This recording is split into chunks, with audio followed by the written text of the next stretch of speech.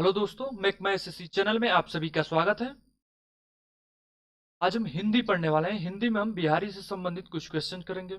हम जानते हैं कि जिस भी परीक्षाओं में हिंदी पूछी जाती है उसमें आधा क्वेश्चन ग्रामर सेशन से तथा आधा क्वेश्चन साहित्य के सेशन से पूछे जाते हैं। तो इस वीडियो में हम बिहारी से संबंधित वे क्वेश्चन करेंगे जो हिंदी की परीक्षाओं में पूछे जाते हैं, अर्थात जिस भी कंपटीशन एग्जाम में हिंदी पूछी जाती है उसमें एक क्वेश्चन पूछे जाते हैं। तो चलिए आज का सेशन शुरू करते हैं।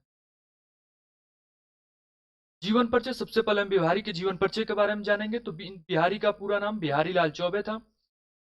बिहारी हिंदी जगत के रीतिकाल के प्रसिद्ध कवि है। बिहारी से संबंधित एक क्वेश्चन पूछा जाता है कि बिहारी किस काल के कवि हैं। तो बिहारी रीतिकाल के कवि हैं। यहाँ से एक इंपॉर्टेंट क्वेश्चन आता है कि बिहारी रीतिकाल के कवि हैं। और बिहारी का जन्म 1595 संवत को ग्वालियर में हुआ था। संवत 1595 को ग्वालियर में हुआ था।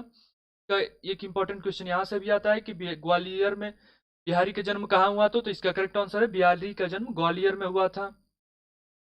इनका बचपन बुंदेलखंड में व्यतीत हुआ। एक इंपॉर्टेंट क्वेश्चन यहाँ से भी आता है कि बिहारी का जो जीवन है वो बचपन कहाँ व्यतीत हुआ। तो बिहारी का बचपन ग्वालियर, जन्म ग्वालियर में हुआ, बचपन बुंदेलखंड में भी था।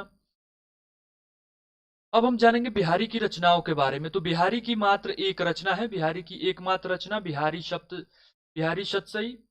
बिहारी शतसई में कुल 719 दोहे संकलित है। यहाँ से एक इंपॉर्टेंट क्वेश्चन आता है कि बिहारी की रचनाएं बताएं। तो बिहारी की एकमात्र रचना बिहारी शतसई है तथा उनकी एक में 719 दोहे संकलित हैं।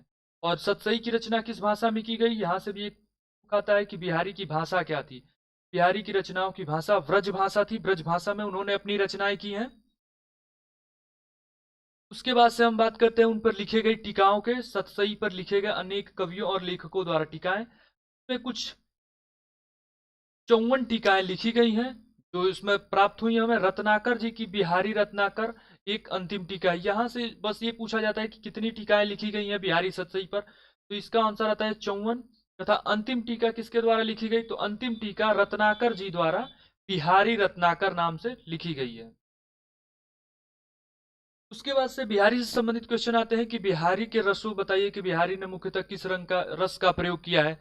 तो इससे एक आता है कि बिहारी मुख्यतः श्रृंगारिक कवि है। अनेक रसों का प्रयोग किया लेकिन बिहारी मुख्यतः श्रृंगारिक कवि है। उन्होंने श्रृंगार को ही रस को अपने कविताओं में उपयोग किया है अधिकाधिक मात्रा में। तो बिहारी मुख्य रूप से श्रृंगारिक कवि है।